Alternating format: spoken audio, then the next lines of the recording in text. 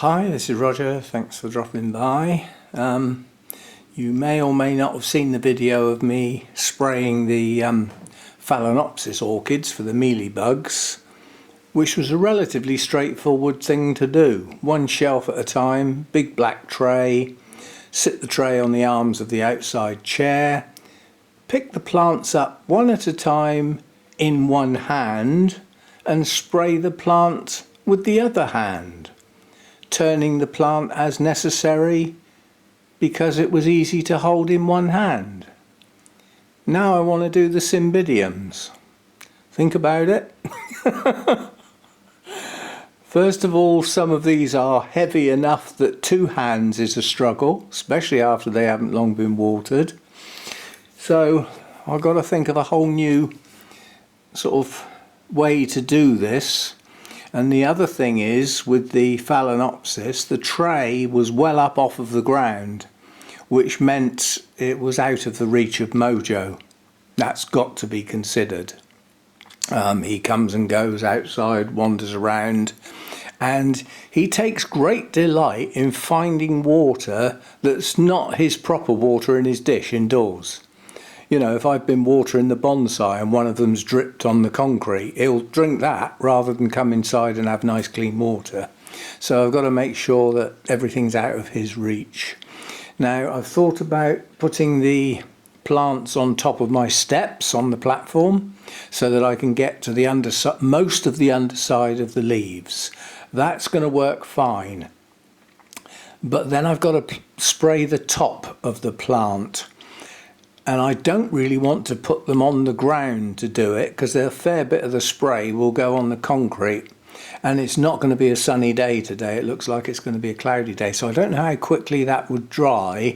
Plus it would be in its concentrated form. So what I thought I'd do is I'd get one of my outside shelves, clear off whatever's on it temporarily, so that I can put each plant on there in turn and spray the top. And then to keep them out of Mojo's way, they're going to have to come back in here. And I don't want them all squashed up together because they'll take too long to dry. So I'm just going to have to do these one at a time and just deal with each plant in turn. And it's the bigger ones that tend to have the most scale on them. Oh, a while back, the last Cymbidium update, you may have seen what looked like a flower spike that aborted. Well, it's got another one. And it's also got a new growth. And if you turn it round, there's another flower spike here. So this one is genuinely coming into flower. We'll see what colour it is when it arrives, because it's just got hybrid on the tag, and I'm going to expand the tags. They've either got proper names or they will have Cymbidium hybrid and something that identifies them, like colour, something like that, like dark red or white or pink or something, yellow. And that one hasn't. It's just got Cymbidium hybrid, so I don't know which one it is. Now I could go round and look at all of them and do the process of elimination, but we haven't got to wait long, have we? So anyway, what I thought I'd do is, once each one's finished and been sprayed, initially a couple of the big ones can come back in on my workbench. I can lift off the the humidifier. I can lift the stuff off of my little table, another big one can go there, so that's three big ones. And if I get rid of three big ones, what's left will go back where they came from. Because, you know, there's 6 plants on that top. Well, if the 3 biggest ones aren't there, the 3 that are left will have space to get air around them. And then the others have got plenty of room, you know, they'll be fine. So I'm not going to film it. I just wanted to explain the thoughts behind. Sometimes things are not as simple or straightforward as they at first seem. And, you know, making sure that when these plants come back in, they're going to be covered in spray, soaking wet, they're going to drip. Yeah? So again, if they drip here and they drip over there, and the ones on there that go back on there are pushed to the back, As long as nothing drips here where Mojo walks, then everything will be fine and it will dry off. And I mean, later in the day the circulating fan will be on, so they'll all dry off quite nicely. So that's the plan anyway.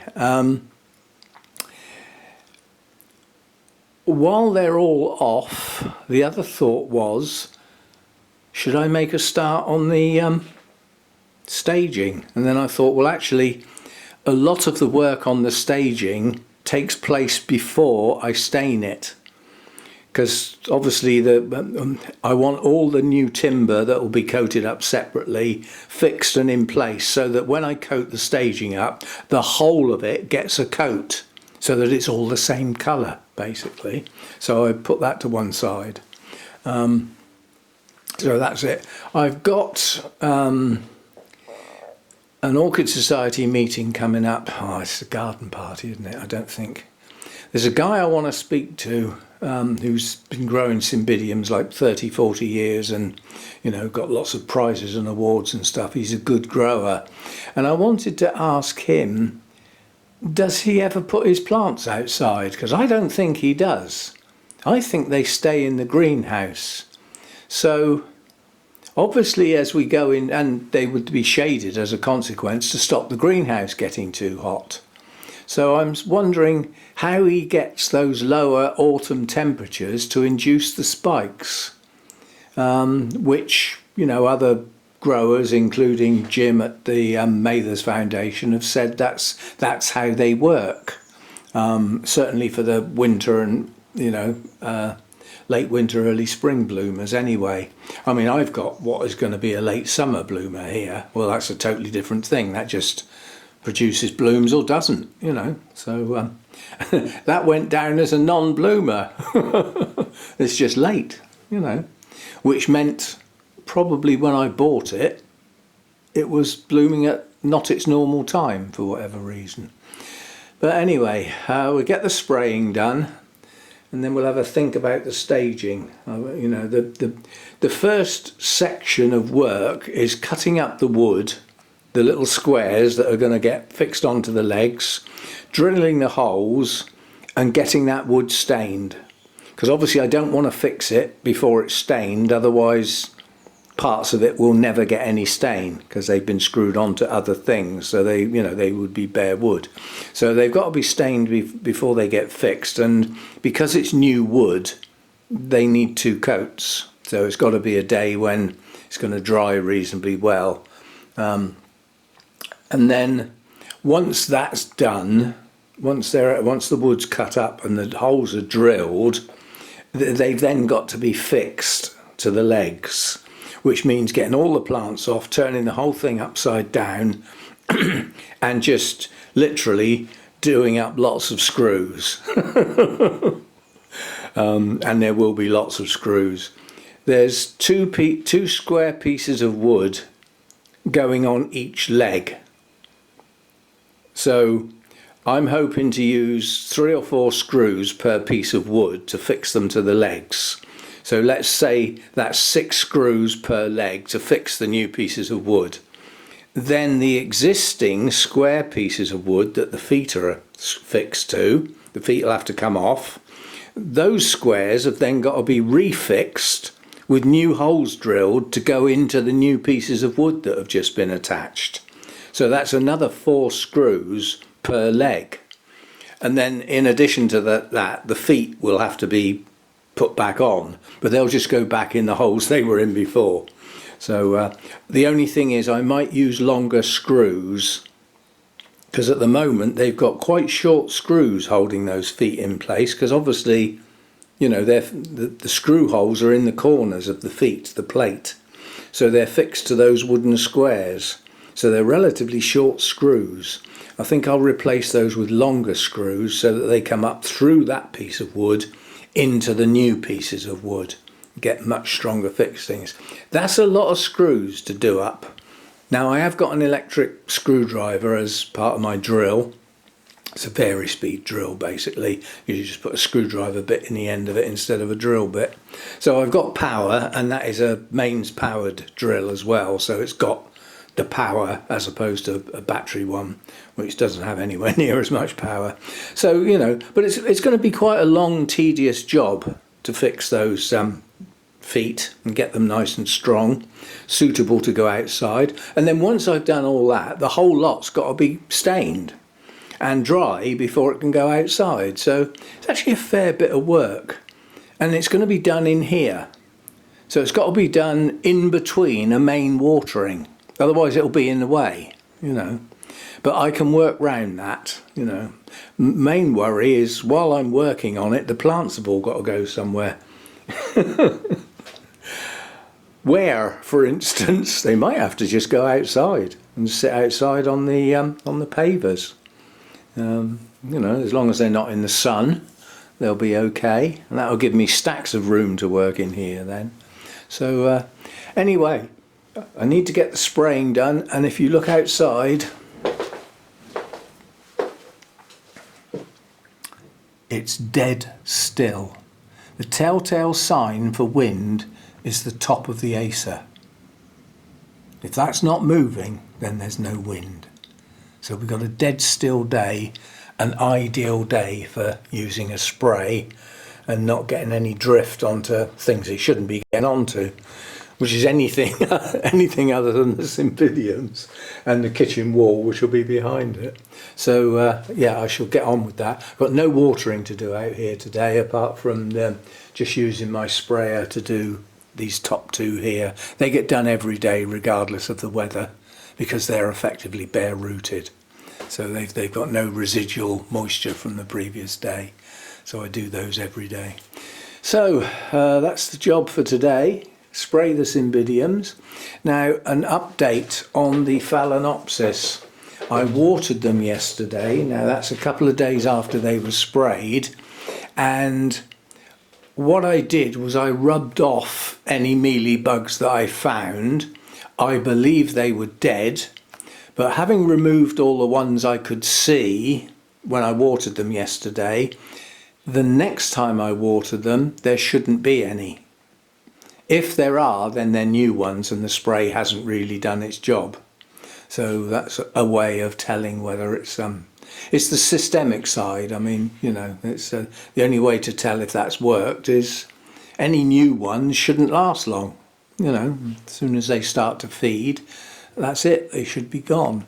But, you know, the whole set of plants might need another spray and they're not too distant. So we shall see how we go. But obviously a much bigger job spraying a Cymbidiums, much bigger plants. And it is a bit disappointing. When I first found the scale, they didn't seem to have left any marks on the leaves, but they have. And you know, it's a shame, because obviously if I take any plants to shows, you know, these marks on the leaves like this, people are going to see those, and it takes the edge off the plant completely. Plus it puts the hackles up on all the judges. You know, if they see marks where scale has been, they will be not looking at the plant and how good the blooms are or anything. They'll be trying to find a scale so that they can kick the plant off the display and out of the competition, you know. So we shall see. I will get rid of them, and hopefully.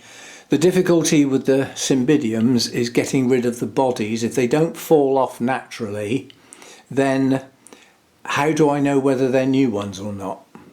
So that one's going to be difficult to work out, because physically removing all of the scale, you know, I could spend half an hour on one Cymbidium and still miss some. So, you know, I'm not putting that amount of effort in to try and get rid of them. As time goes on, as I water them, you know, I'll rub them off as I see them. They should come off easy if they're dead, so hopefully you know, down the line we should see the back of them. But then if they're going to go outside, they may well come back in with some more. But they can have another good spray, you know, before they come back in. We shall see. Anyway, that's it for today. I know it's not the end of July yet, but it's not too far away. Everything in bloom on the 8th. That's not going to be here. Those aren't going to be here. Those aren't going to be here. I doubt if that's going to be open. The brassica buds are pushing on. They're showing spots now. Some of those... Oh! I was just going to say some of those might be open. Well, that one definitely will. So we will have some brassica buds open, and hopefully this Oncidium intergeneric will be open by then, and we've got our radiata. This won't be open by then. This is pushing on, but it won't be open by then. I doubt if that will. So it's going to be an incredibly short video. Very short. It'll be a shame to see the back of these, because this has been a good show, but they are on their way out now. They get very papery, these Infundibulum type. This is a hybrid, I don't know what it is, but they become, I forget what the expression is, it's not transparent, but you can see through them anyway. They become very papery and very thin, and then they turn brown and then they fall off. Anyway, oh, and I can see some more colour that I've missed. I'll just point the camera. You'll have to work it out for yourselves. But we do have some colour lurking down in there. So next time I get that out for watering, it can stay out. It can stay up here somewhere where we can see it. So anyway, time to get on. And I'll see you next time. Thanks for dropping by.